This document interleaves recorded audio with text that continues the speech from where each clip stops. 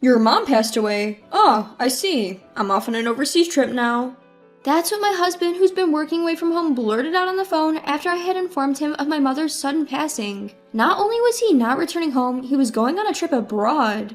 I was in disbelief, but an even more unbelievable event occurred 3 days later. His parents passed away too, and I still couldn't get in touch with him. The reality of not being able to attend his parents' funeral due to his actions would turn his world into a living nightmare once he found out. My name is Nancy. I'm a 54-year-old homemaker. Our 20-year-old son recently moved out and started living alone, so it's just me and my husband Thomas at home now. Our relationship began through an introduction from my late father. My father had a close friend from his youth, and the two of them wanted us, their children, to get married since we were at an appropriate age and both working at the same company. This felt like an arranged date of sorts. We found that we had a lot in common, like loving the same music and enjoying traveling, so we hit it off right away. With the encouragement from our parents, we decided to get married quickly. We were blessed with a child and had a smooth married life. However, when our child was 10 years old, my father passed away due to illness. Apart from that, we were living in peace without any significant events. However, there was one thing about parenting that I couldn't agree with. I am a homemaker, and our living is made possible thanks to my husband's salary. Of course I appreciate that, but my husband would always claim he's too busy with work overtime till late at night, and usually return home just before the last train. Actually, it would be better if he came home with the last train. There were too many days where he simply sent a curt text saying, "I'll stay at the company tonight," and didn't come home. The meals I carefully prepared were often wasted. I wish he'd notified me earlier if he wasn't coming home, and I wondered if he really was that busy. My husband works at the same company as my father did, but my father, despite traveling a lot for work, seldom came home just before the last train or stayed overnight at the company. Given the cost of the mortgage, child rearing, and daily expenses, I couldn't loudly complain as all the money was earned by my husband. However, just because he worked didn't mean he didn't have to do anything around the house or look after our child. My dissatisfaction gradually built up towards my husband, who always prioritized hanging out with his friends on his days off. The only time our son saw his father was when he woke up and saw him sleeping next to him in the morning. When our son started speaking, I learned that he didn't think of his father as a parent, but as an unfamiliar man who's always sleeping at home. I felt overwhelmed, as it was almost as if I was raising our child alone. I had mentioned this to my father before, but he didn't listen, saying, "Thomas is doing his best at our company. Don't speak ill of your own husband. A wife should always support her husband." My father was a firm believer in traditional gender roles. The usual routine was my mother listening to my complaints and saying, "He doesn't know a woman's hardships," with a smile after my father had drunk himself unconscious. After my father's passing, my mother's vitality also started to fade to such an extent that I couldn't afford to complain about my husband. My mother used to complain about my father to me, but at the end of the day, she loved him. I wanted to build a family like my parents, but even though we seemed like a similar traditional household, our family was different. To put it bluntly, I think we lacked mutual respect for each other. Before I knew it, I had spent 10 years living the same way, and even after our son became an adult and moved out, our daily life didn't change significantly. One day, I softly voiced a complaint to my husband, who rarely paid any attention to the house. "Listen, dear, now that our son is an adult and moved out, I don't think you need to work so much overtime. I wish you could come home earlier and spend some time at home. We could do housework together, have meals together." I only wanted him to spend more time at home, but he took offense at the part about doing housework, and he was furious. "What do you think I'm working so hard for every day? And you don't even work. You expect me to whip my tired body into shape after work to do housework?" With that, he yelled and slammed the front door as he stormed out of the house. The sound of the door slamming loudly reflected the depth of his anger. At this rate, he probably won't come home for about 3 days. Even though my heart was deeply hurt, my mind was oddly calm to be thinking this. Why can't things go smoothly? All I want is to live in harmony with my husband. Did I say things wrong? Could there have been a better way to handle this without upsetting him? My mother, even in the same situation, seemed to have managed it better. What's different between my mother and me? As I pondered this, before I knew it, tears were trickling down my face. My husband returned home 4 days later. I'm sorry. I apologized to my returned husband. I wonder what I'm apologizing for. I don't think I did anything wrong, but still, I always apologized and he forgave me. This was our usual reconciliation pattern. "Yeah, whatever." Although he said that, our relationship as a couple clearly deteriorated after that. No, probably it's just that I wasn't satisfied. Up until now, I was always assuming I was at fault and would act submissive, but this time I couldn't feel that way. I found that I couldn't respect my husband anymore. One day, about a month later, while things remained awkward between us, he said, "I've been transferred to Alaska. I'll be moving alone." My husband, who hadn't been talking much lately, suddenly opened up with this news. Alaska? It's so far away. It feels as if the distance between our hearts is about the same. Alright, understood. Please take care. That's about all I could say. He packed his bags and went off to Alaska in no time. I was left alone in this big house. It seems like a lie that just a while ago we were a family of 3 living here. We've been married for about 30 years.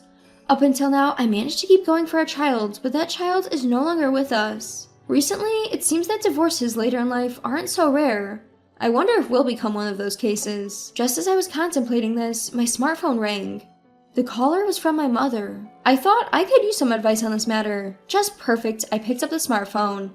Hello, I'm Dr. Johnson from Chicago General Hospital. Am I speaking with the daughter of the owner of the cell phone? Hospital? A sinking feeling of dread washed over me. Yes, I'm her daughter. Is there something wrong with my mom at the hospital?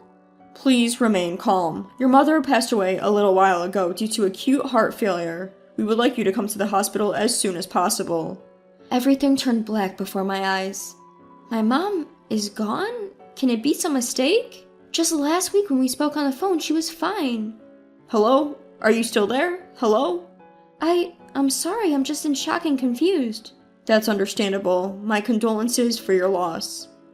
Anyway, I'll be there as soon as possible. Please tell me the address. I hurried to the hospital. At the reception desk, I gave my name and was guided to the room. Upon confirming the body, there was no mistake. It was indeed my mother. Seeing it for myself, the reality sank in. Until I reached the hospital, a part of me was hoping that perhaps my mother had simply dropped her phone and someone who happened to have a heart attack picked it up. It's so sudden. I hadn't even repaid her for raising me yet. Could you please leave us alone for a while? When I said that, the nurse was considerate enough to leave the room.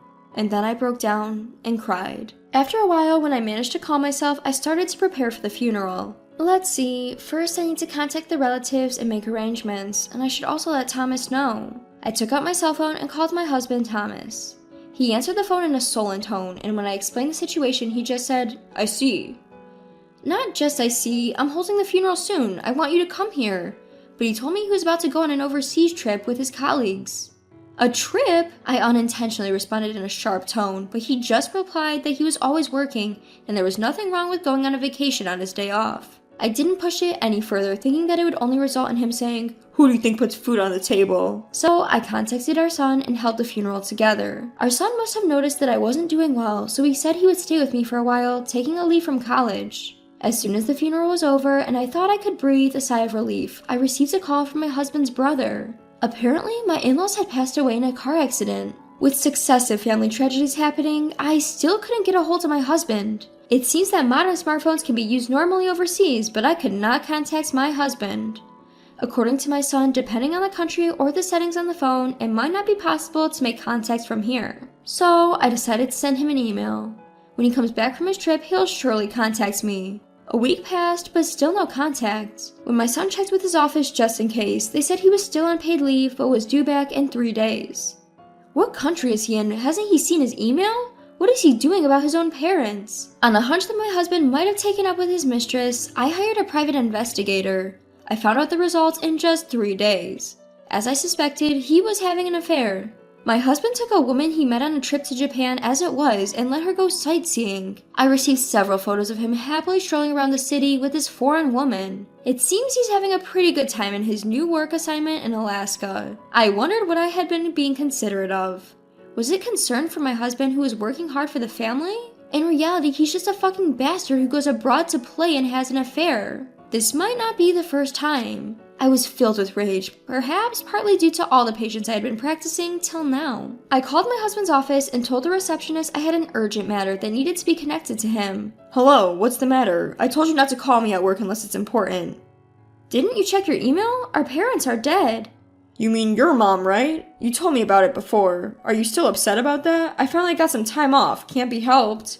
"No, I mean your parents. They died in a car accident." "What? Are you kidding?" "Why would I lie about something like this? You said you just came back from abroad, but I heard you've been back for several days. Why haven't you been checking your emails from me?" My husband seemed lost for words, seemingly unable to accept the reality that was suddenly thrust upon him. "Hello? Are you listening?" Yeah. His voice was trembling. While he had no qualms about skipping my mother's funeral, he seems to be shaken by the death of his own parents. But the funeral's over and their bodies have already been cremated. It's too late for regrets. I didn't feel any sympathy and I said coldly, "You better get back here as soon as possible." I thought I heard his hoarse reply, but I hung up without acknowledging it. "Mom, what happened?" "He's coming home now, and just so you know, I'm divorcing your father today." "What? Why all of a sudden? I get that you're mad he's not contactable during his busy time, but isn't divorce too extreme?"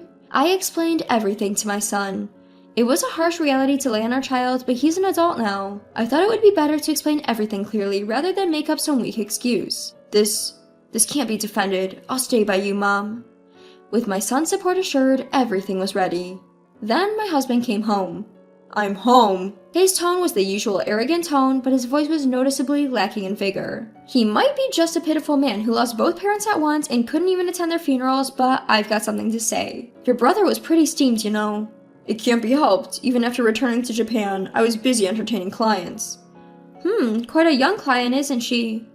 Saying that, I showed him the picture I'd gotten from the private investigator. Where'd you get this?" "Look at you, arm in arm and having a good time. If this is really a client, did you pick up some new tricks? It seems like this isn't your first time. Sounds like you've got women everywhere." I dropped the bombshell. The effect was immediate. "So I was busted."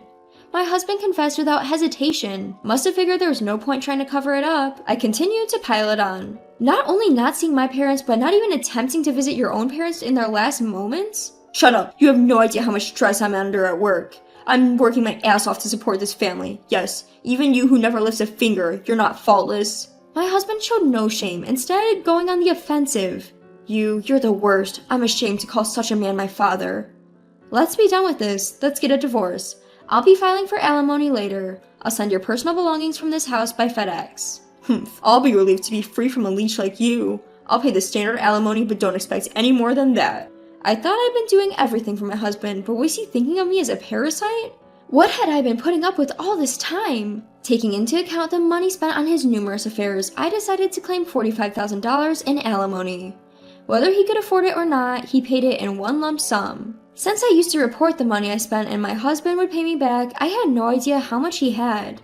However, due to the fact that he had been finding mistresses abroad, bringing them back to Japan and partying around, and couldn't even attend his own parents' funerals, word spread through the company, forcing him to resign. He was in a decent position in the company, so he probably thought highly of himself. In reality, he got into the company through his parents' connections, and my husband, who didn't have any special skills, ended up having to settle for part-time work when he couldn't find another job. According to my brother-in-law, losing his family and job all at once, and now having lost his parents as well, and not even being able to say goodbye to them, seemed to be driving my husband to the edge.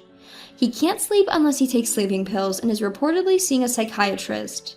I didn't feel any sympathy at all. My son, who had said he'd stay with me for a while, returned to our family home, worried about my physical and mental exhaustion from the divorce turmoil. I think I'll live modestly with my son. Thinking about the future, I should have saved the alimony, but I really wanted a change of pace, so I decided to go on my first overseas trip with my son. After that, I think I'll start working part-time. The more I think about challenging something new, the more excited I get. My life is just beginning.